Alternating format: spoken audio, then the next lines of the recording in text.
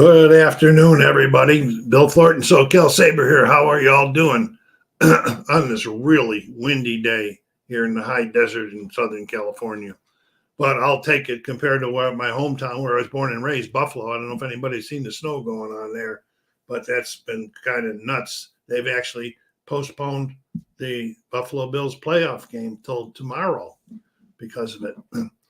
Well, anyway, this is episode 1 of a new monthly session called Talking About.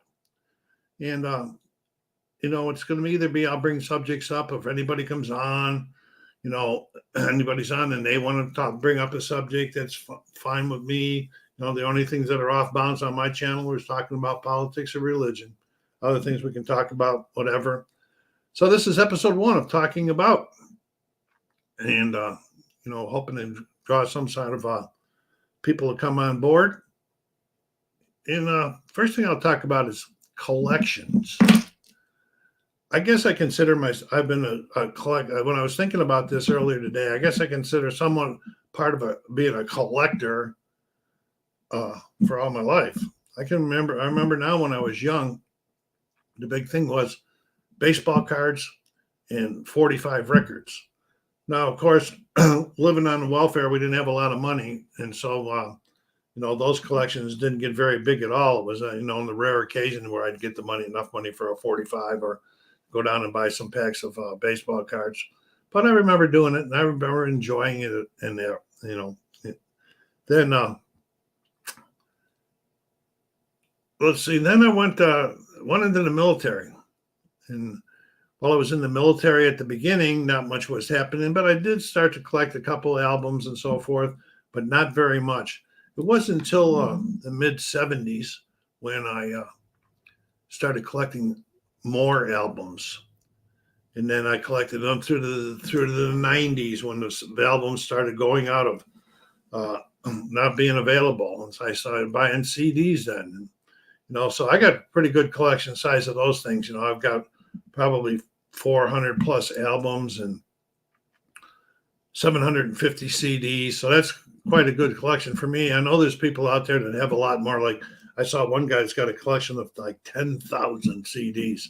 I'd have to have 4 or 5 more rooms in my house for all of that stuff. Then I got back in the albums again back around 2010. And I've been buying them steadily ever since then, sometimes too steadily. And then games about 2015. In the games I've got 320 something, not counting expansions. But collecting, I think sometimes with me is a problem, and I don't know if I buy sometimes for fear of missing out or compulsion, completism, or whatever you want to call it. But sometimes it does affect me. For example, through November and December, a lot of companies had board game sales, more board game sales. And I made a decision. I said, well, I want to increase my war games relative to the Vietnam War. I only had one at that time, Silver Bayonet. So I bought 2. I bought one from GMT and one from Compass. And the one from GMT, it's called Vietnam, 1965 to 1975. And without checking, the little did I know until after I ordered it and after I paid for it, that it's solitaire playability is really, really low on that one. So there was an example where my not checking, I just was like FOMO. I got to buy this one, and without checking, and I'll get to it eventually. But the other one was Hearts and Minds from Compass Games. That's the other one from Vietnam. And so I bought that one, and that one will be all right, I think. Solitaire playability is, getting up there. But I don't know, why I keep buying them out of the Forte, or the era that I really like. I really like the U.S. Civil War for the history. I got a lot of games in that era that I haven't even played yet. So I got plenty to play there. And then I've gone up and during the Christmas holiday purchasing, I don't know why I bought this one. Okay, I bought from Lock and Load, I bought Days of Heroes, Lock and Load tactical board game covers the Mogadishu issue. Now, why did I do this? I thought, well, I'll learn this. This should be an easier one. Well, for years now, I've had plenty of content from Lock and Load and never, ever even broke it out. So why didn't I just stay with the first ones in that? So I guess I'm really going to have to start trying to put a governor on my spending as far as war games go, if they're not in my forte. I just did pre-order 2 yesterday, but they were both Civil War games, pre-order prices from Revolution Games. So anyway, that's, I don't know. Does anybody else have any issues when they find themselves buying their games, being out of control, or their record albums?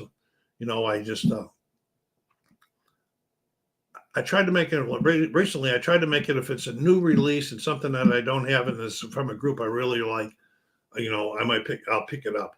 And I'm trying to look at groups that I like and wait until for an opening. I'm not going to pay the hundreds of dollars some of these albums go for out of print, but before buying them, I'd ordered one this weekend. It's supposed to come tomorrow, and it's King Crimson in the court of the Crimson Tide, I believe it is.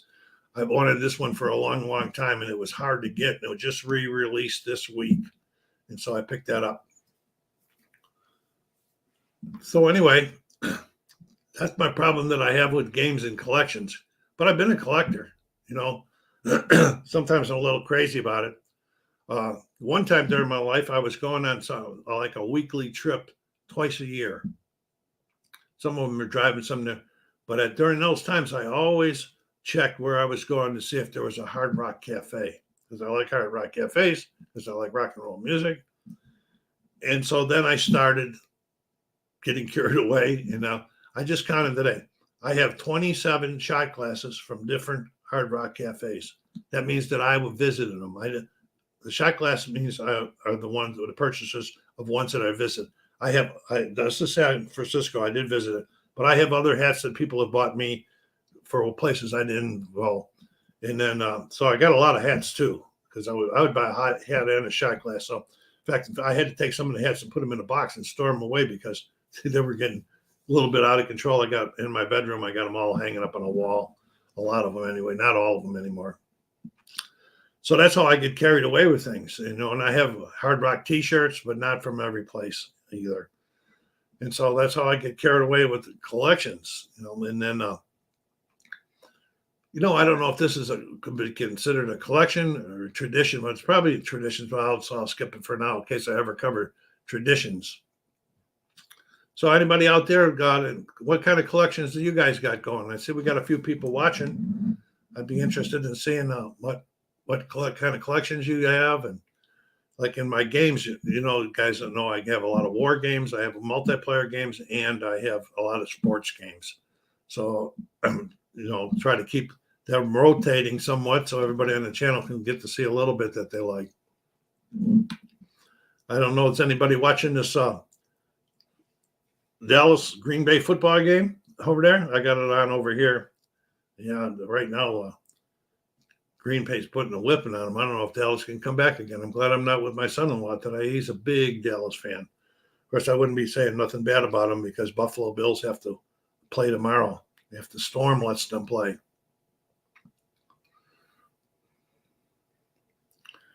All right. What else can we talk about here? I was hoping somebody come up and give me something that they would like to talk about.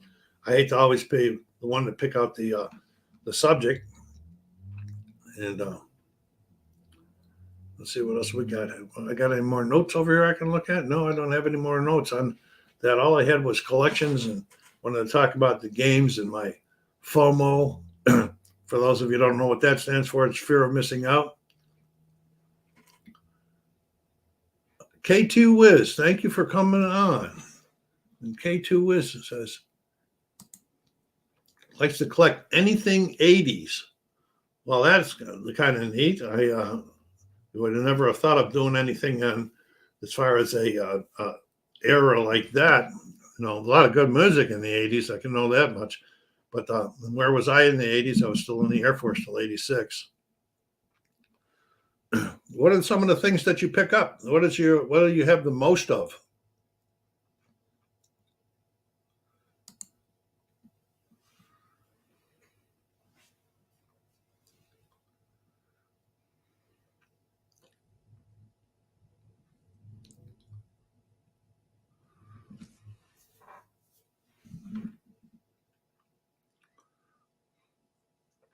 Yes, I already broke it down for you. Most of the things I have the most of CDs. The second is albums, and the third is games.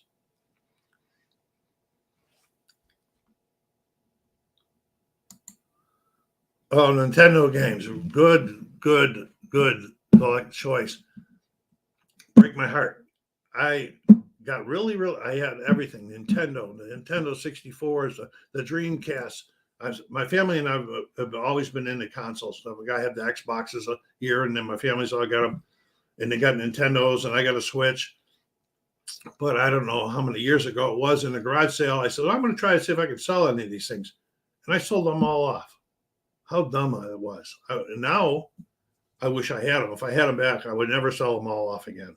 And now trying to recoup things like that is pretty tough. So we got what it says here. Also, cassette tapes, are they hard to come by now? Yeah, they are hard to come by. I used to have a lot of them. I have some of them in here in the closet right now. I would probably say 30 or 40 that go back in range for so many years. I see that some of the tapes are coming back again, but they're pretty expensive. Like Taylor Swift in that album she just released, 1989 album, she released it in vinyl, CD, and in cassette.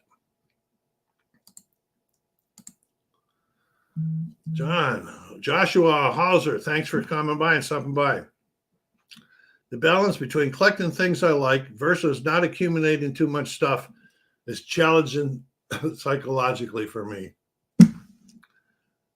Oh, how I can relate to that. I got so much Christmas decorations, way too much, that I try to put out every year. Now, it's been a tradition since I was a little kid. My mom used to keep the house decorated, so after she passed, I do it. But it takes me days and weeks to get all this stuff up and then get it all off and everything. So really, that's become a psychological problem for me, especially this year when I'm thinking, well, maybe next year I'm not going to do this, and then, in like accumulating things, like kind of while I was collecting dragons, and then I have sports memorabilia, and then I have these games. And so there's not a shelf room in my house to be able to let everything be seen. So when I took all of the Christmas decorations down, I've taken a few days now to decide, okay, what used to be on this shelf, what's going to be on this shelf for the next year. So I try to change it up for the year so it doesn't bother me too much. But there's a lot of things missing there. But that is a real problem, I think, for a lot of people, maybe. I know it is for me.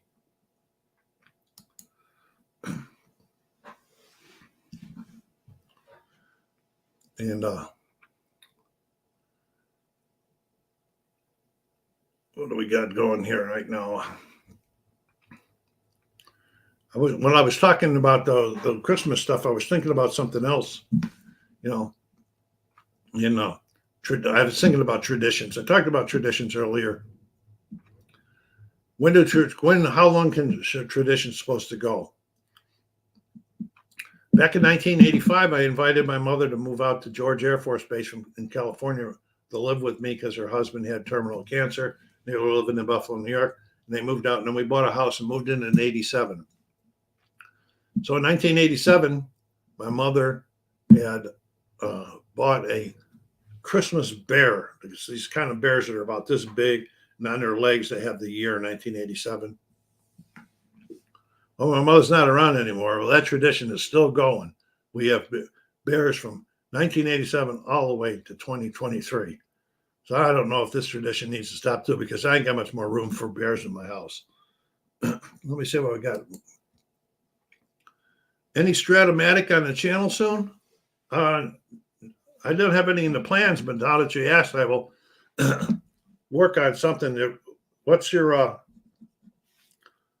I don't remember the last time I've ever played Strat-O-Matic football. I have baseball. Are you a baseball fan or basketball or what? What's your most Strat-O-Matic that you like the most?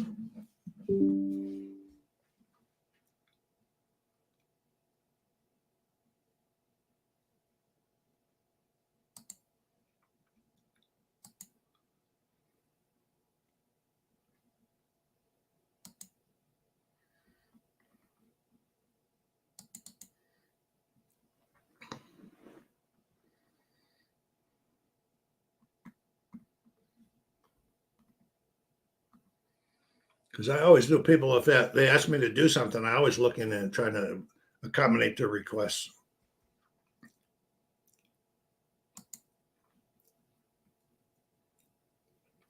Just picked up baseball, but wanted to learn the others.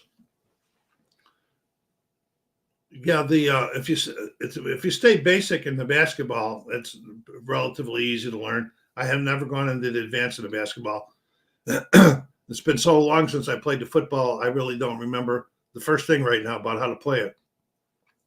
With Strat-O-Matic basketball or baseball, I do have one project that I haven't had out for a while, and I should.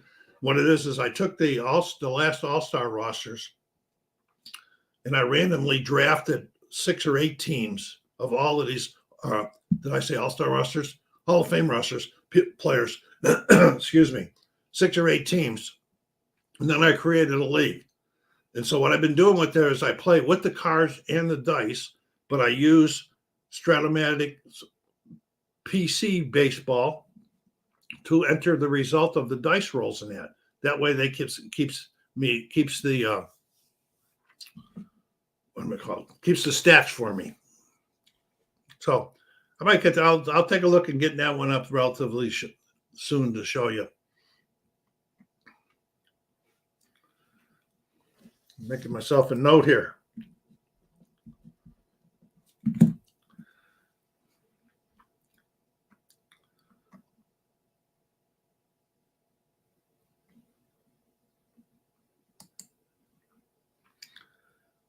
A few days ago, I played some Strat football for the first time in years. Basic, it was intuitive and very easy to pick up again. I'll have to get some time with that on the table, and maybe I'll get that out so people might start getting tired of my Apple football and my second season football. But I also have in the queue, I'm looking at Status Pro football, which I have. I haven't played for a long, long time. Somebody asked me if I was ever going to do it again. I told them I would look at it.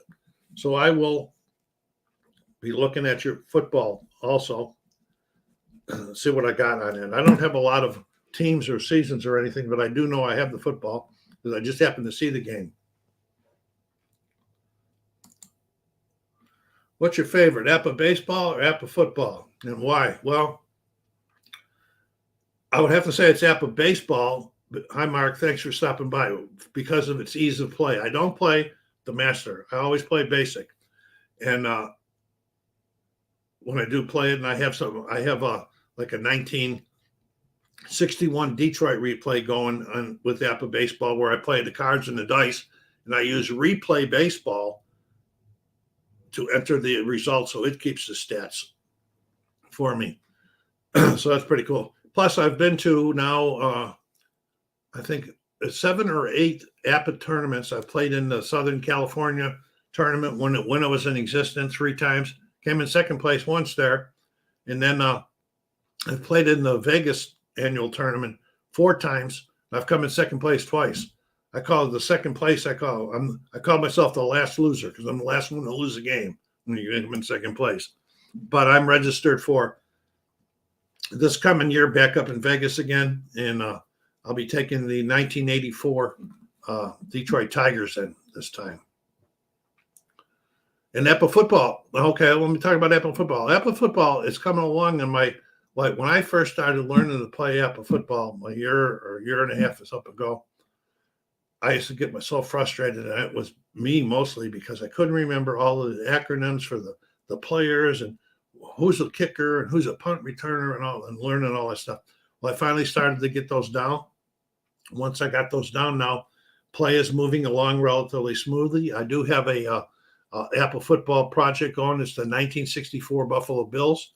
I think I'm in week 5 of that one, and it just got off the board a month or so ago, so it might not be back up on the channel for a while because of I try to rotate the games because the people I know, some people on the channel want to see some other stuff too. So, Mark, if you play Apple baseball and football, which ones do you play the most? Not like, but play the most.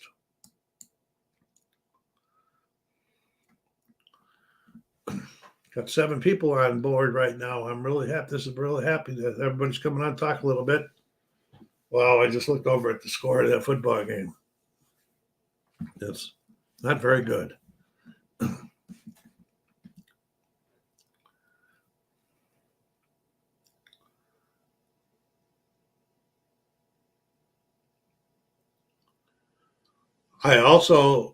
Mark, I also play Apple hockey. I haven't hit it on my tablet for quite a while. It moves along pretty good. You know, the only biggest problem with like football, I'll say football, most basketball games, and most hockey games, they take a long time to play. So I normally only record the final period or the final quarter of those games because it would be like, I don't know, 4 or 5 hours to record the whole game. Baseball, I used to record just the first through the third, first and through 3, and then 6 through 9. But I got a request to change, and I did change last year, and it's working okay where I do baseball games. I do all 9 innings.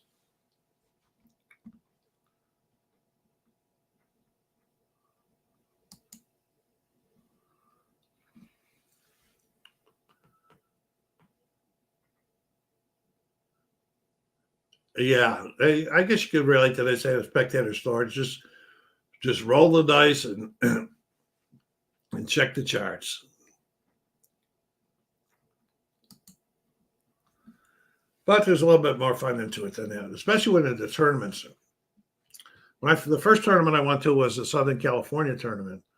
And that was my first one ever. And I was hesitant because wasn't real smart about it. And I was probably still not real smart about it. Apple baseball. So I was kind of hesitant. Oh, what are they going to think of this guy coming in and learning in that? Well, all the tournaments I've been in now, all I found is a bunch of really, really nice people. Play the game. If you want to slow down, they'll slow down. They don't have any problems at all. And they taught me a lot of things, which was pretty cool. Footballers, more coaching decisions. Yeah, you're right. But one of the things I found playing solo is some people say, okay, call the offensive plays positions for both teams and then use a defensive chart. Well, I kind of stopped doing that because I was saying, oh gosh, if I do this, I'm leaning toward one direction, favoring the other. And because I'm looking for most of, okay, who is going to win this game? Who's making the big plays and so forth? So I found a solo play calling chart that was created by somebody for second season football up in their page. And I use that. I even use that when I'm playing Appa now to select what offensive play is called. You roll the dice. There's a chart, gives you all the different offensive plays. And then for second season, it also tells you roll a D20. It tells you what defense is being played. And for Appa, I use the defensive play call, the cards. You know, if you're 8 or more indexes in that.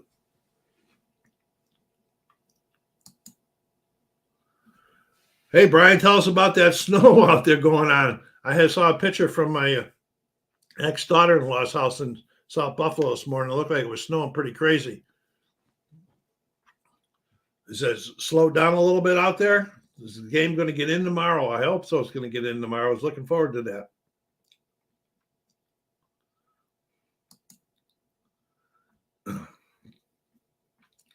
Yeah, Joshua, if you play Apple baseball and you're thinking about going to a tournament, Don't worry, the people are really great. I don't care where you are, anywhere in the country. In fact, the guys in the Vegas that come into the Vegas tournament, some are from the Midwest, some are from the South, from all over. So I find them all be really nice.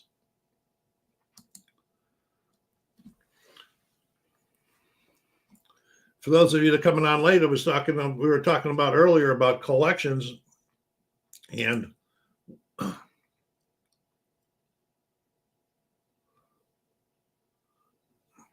in Kansas, I like watching the truck sims and see how detailed it is. Yeah, I like that game too. I don't do it enough. I always try to get at least one video out on the truck driving once a week, but sometimes I get caught up with other things. See how the weather is. Orchard Park is bad, but the game will go on. North towns aren't that bad. Driving ban lifted for a lot of the area now. Well, that's good to hear. I know when I got out of the military after 20 years, one of the big reasons I didn't go back to Buffalo was that snow. But at that time also it was the economy wasn't real good back there. Oh, good for her. I'm glad the game's going to be played. Yeah, I got, before I went into the military, and I'm talking about the early 60s, I was working at Westinghouse in Bethlehem Steel. What it used to do is to drive me crazy. We have a big snowstorm. I'd have to get out in the morning and shovel the car out and go to work and get home 9 hours later and then have to shovel to get the car back in again. I remember having to do that too many times. So I said, no, I can look out, go out on my front porch and see Big Bear and them where they have the snow in the resorts up here. But I know we've had a snowstorm maybe once every other year. The most we ever have is about a foot one time, but nothing like they get back in Buffalo. But I was just back there in July. My grandson and I drove all the way back there. Was back for a couple of days. I still missed the whole South Buffalo. It's pretty big. It's a family atmosphere out here in California. The houses are spread so far apart, and people are on the go so much. You really don't ever get to know your neighbors like you did when I was growing up in Buffalo. They moved. Yeah, to noon. I thought it was. Oh yeah, that's right. It's 9 o'clock out here. Yeah, I hope they get it on ball. When they came home for this 6-game homestand, I was hoping they go 4-2 and try to get themselves rolling in the other direction. Well, now they're 1-2, but that game against Vancouver, that was tough, 1-0. Vancouver's like the second best in all of hockey right now. So hopefully they can take some positives out of that and get this turned around. They can still make the 4-2 that I was hoping for coming out of there. So sorry to hear, Skinner being hurt. He's our top goal scorer so far this year. And just the way they do it in hockey, it's upper body injury week to week, nothing definitive.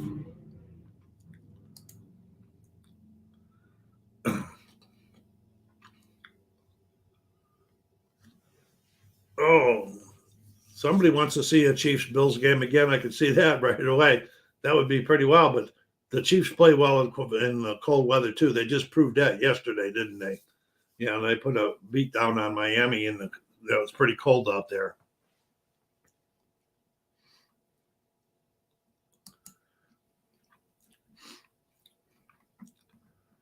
Yeah, we were talking earlier about collections and when is the time to slow down, why you keep buying them, fear of missing out, completionists, and that. I don't know. I just have to get control of myself a little bit more in 2024. Does anybody else have any topics that they'd like to talk about or bring up to the channel today?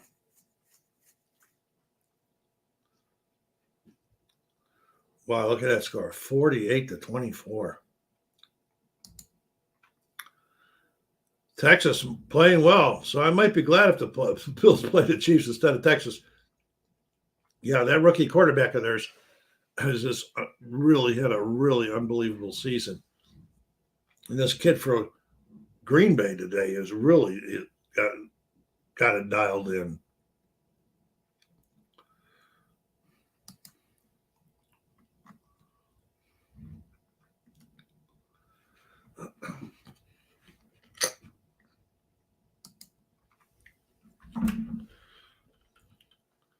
Hey, Brian, you or your children have any of you guys have a favorite saber?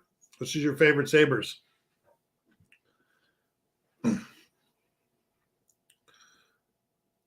Mine is Jeff Skinner and J.J. Peterka. I was watching Peterka from when he got drafted, coming out of Germany or wherever he come from over there, and he got one to the American Hockey League. Okay. Is how much for sports affect people? If the Bills lose, people will be depressed for a week. Well, I'm sure that there are a lot of people that get like that, and I might used to be like that. But I've been a Buffalo Bills fan since 1960 when they came into existence, and I was through the glory days with them in the AFL where we won the championships. I was through the 4 Super Bowls in a row things. So I've got to the point anymore when it comes to the Bills. I'm still a big Bills fan that I don't set myself up for failure. I don't, say, well, yeah, we got to win this. We got to win this. Or we're going to win this. We're going to win this.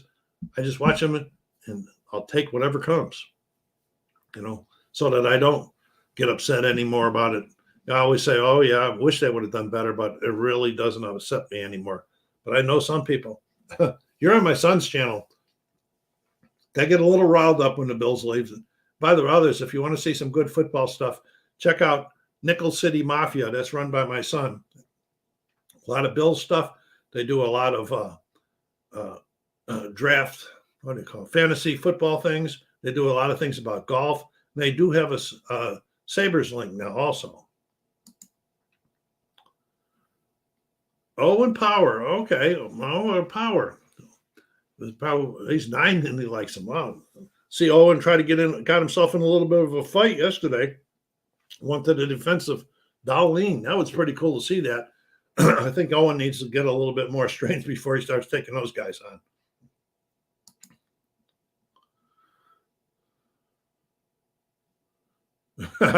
Yeah, that's a good analogy, Brian. Like the girl that break my heart, and I keep going back.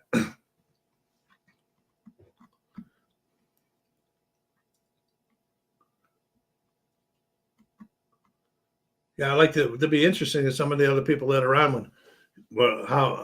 How do they feel about it when their favorite sports team, whether it's a football team, baseball, or whatever it is, loses?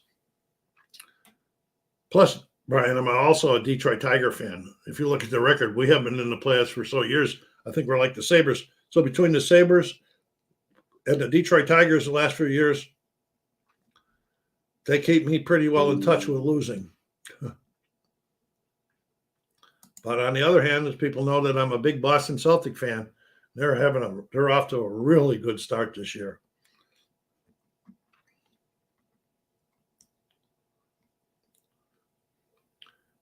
So why is your son, if your son's watching, why does he like Owen Power?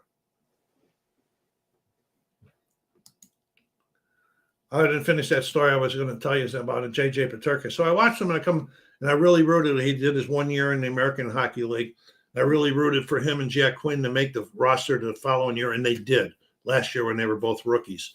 And I wrote it. So when this year was starting, before the first game, I was taught my son Mike and I were talking. I says, "Hey, I just ordered another Sabres jersey," and he says, "Well, who's that?" And I said, "J.J. Peterka, 77." And when he was doing, he scored the first goal. He scored it. And so I really like that kid. I think, he's got a big future. And then the other thing is, one day I walk out to the mailbox. This is after the Peterka came. There's another bag in the mailbox, and I can feel there's something in there. I says, holy crap. And I look at the return address, and it was from the NHL store. And I went, why am I getting that old that I actually bought something and I don't remember what it was? So I brought it in and opened it up, and when you know it, it was a 53, a Jeff Skinner version, the black and red, the goat head one. That was so cool. No, I didn't know where it came from, but it did come from Mike. He bought it after a conversation we had, I don't know, a while back about the goat heads and Jeff Skinner. Bought it for me for an early Christmas, and birthday and Christmas present, which both in December. Excuse me. Yeah, that's good. The Owen Power, a lot of people want him to be better than what he is, and he is going to be better than what he is, in my opinion. He's, what is he, 19, 20 years old, or something like that, 21 years old. This is on his second year in the NHL. He's a defenseman, and normally defensemen take longer to fit into their bodies and how the game is played. Like Darlene wasn't all that good his first couple of years either. Now he's learned the game and so forth. But the other big thing that I think is people pushing Owen Power too much was Rasmus Dahlin was the number one draft pick, but he was also labeled a generational player with generational talents. Not everybody gets that. Owen Power was the number one draft pick, but he was never labeled generational. He was just the best defensive man. And so that's a separation in how well they can do.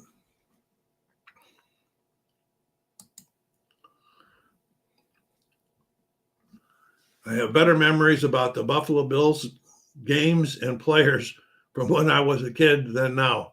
I still remember scores, player numbers, and who scored from 30 years ago. Wow.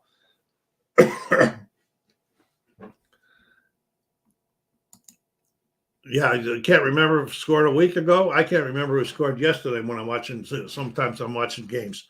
I'll have to go. I'll watch a whole Celtics game, and then I'll have to go in and bring up ESPN and look at the stats just to see who scored the most and how many points they had and everything. Yeah, and this, the old Sabres. The old Bills. They were good on the Rock Power Wall Memorial Stadium. I remember going up there, taking the bus and making a transfer. It was like 10 cents for the bus, and then the transfer, getting in cheap tickets, and watch some good players there. Jack Kemp, Daryl LaMonica. They were in the championship team. And then we traded LaMonica to Oakland. But we had this big running back. His name was Cookie Gilchrist. He rumbled. He dragged guys with him, just like Jim Brown did in the NFL in those days.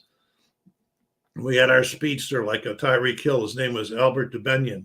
Those guys were pretty excited. They won 2 championships for us, but that's the last ones they've won for us.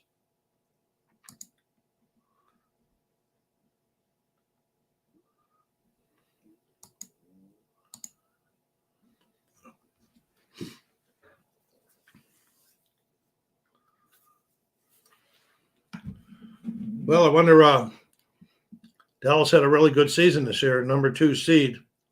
Wonder what's going to happen to their coaches after this loss. Jerry Jones probably steaming by now. And having the number 7 team beat you this bad at home. Dallas was undefeated at home this year. In fact, going into last year, they won like 18 straight home games. Think of getting into some more games, but I wonder if they take too long to play. I don't have a lot of time. Maybe 30 to 60 minutes each day. Well, one of the things would be, do you have a place where you could set it up and leave it? Where, like when you went to work, if nobody would touch it or there's no animals or anything like that, then I could say you could comfortably do that. Okay. 30 to 60 minutes in a war game. It'd have to be a scenario, not like a whole game. And I would hate, without thinking about them right now, think about which ones there would be that would fit into that time scale. But there's some that are quick, and I just can't think of them right now. I'd have to, look at my collection and get back with you. And then I'm going to see what I'm going to make a note here.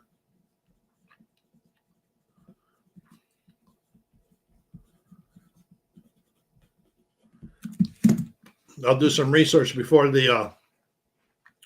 when I do that end of the month, wrap up in the question and answer period during that. Maybe I'll drop some information. Well, I don't like Dallas either, specifically for 2 reasons. I didn't vote for them to be called the America's team, and second of all, for what Troy Aikman and them did Buffalo Bills in the Super Bowl twice. Yeah, I guess being a billionaire, you have to have a big ego.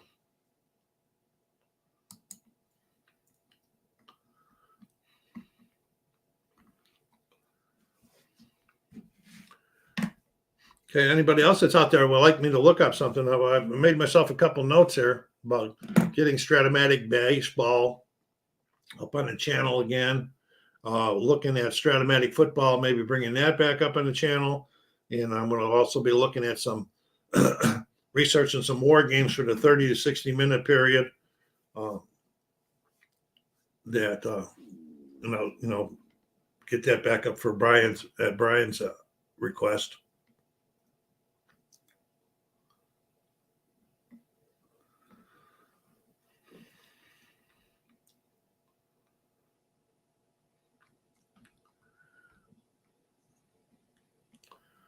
Okay, well, I guess what was we're looking at.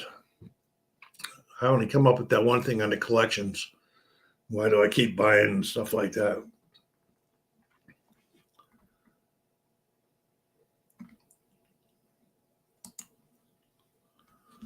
How did I get into war games? Well, actually, I got into war games when I first got back into board gaming more than anything. Being in the military for 20 years, I've always liked war, but we didn't have, I didn't like war, but war game, the theme of war games. So I started to get into them. I started to buy some solo games from Dan Verson Games. They're solo. They're called the Leader Series. They're airplanes, and they're nice, pretty quick, not hard to learn. And then I started just picking them up, and then I said, well, I'll get into World War II. I got into World War II, and I bought some games in World War II, some that I still play, some that I haven't played in a long time. And then I got into what I call my niche now, the U.S. Civil War. I really like them because of the history of the United States in them. And also, I made it a habit, like when I'm picking up one, say it's the Battle of Vicksburg. I buy a book or a short pamphlet on Vicksburg, so that I not only help increase my knowledge about the history of the U.S. in the war at that time, of what was going on, and that actually brings out the theme of the game to me even better. So but I've got other ones. I've got ones from the war, some of the ones in World War II that I really, really like. But there's some real big ones too. World War II. And I have a new system. When I say system, it's because it's all the games come in different systems, play system, mechanics, and that. It's from Multi-Man Publishing. It's called The Great Campaigns of the American Civil War. I've got a couple of those games, but I haven't played. But I'm bound and determined I'm going to get one of them on the table this year, get it learned. As soon as I get over this issue I have with Mogadishu that I'm trying to learn. But I just got into them because I wanted to, get into games. My family's always liked games, so that's why the multiplayer games come along. My family I can't find them war gamers to play with is pretty tough unless you go to convention. I've been to a couple of those in Tempe. But my family likes games, so I also have a lot of multiplayer games, like Earth and Wonderland's War and a whole bunch of stuff like that. In fact, I'm going to be having a video coming out here pretty soon of the top multiplayer games that I played in 2023, that I like in 2023. Not the top games, the ones that I like the most. I think I played about 10 of those different ones. And the multiplayer, and that's with other people, not solo. I've already got the solo one out for the solo games I played, and I've already got the war games ones out for 2023. So you can check them out on the channel. I'll say, so we've been in about 45 minutes now. So if anybody got anything, I'll wait another minute or so. If you got anything you want to throw around a little bit, if not, we'll wrap it up. And I'm really thankful to the people that came on board today. Like I say, this is episode number 1. I'm hoping to make this a second Sunday of the month, 4 p.m. Pacific Standard Time. Then the monthly wrap up and the question and answer periods, the last Sunday of the month at 4 p.m. Pacific Standard Time. Hopefully tell your friends about it. So if we can get a bigger following, get some more conversation going on here. Hope I didn't miss anybody when they're saying things. Oh, I did miss when he was talking about how the games affect him. I think as I got older and had a kid, it doesn't bother me as much. I'm still a fan and watch, but it's not life or death. I think that's pretty much about where I stand right now. K2 Wills from Kansas City. Or Kansas. I didn't say Kansas City, said KS Kansas.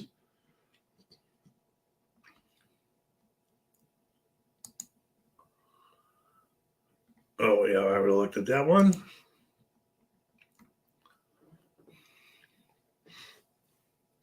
Okay, folks, we're going to call it a wrap now. Nobody's up there. I want to thank all of you for coming on.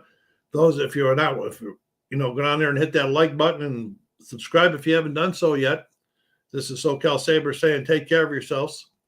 Be kind to each other. Stay safe out there.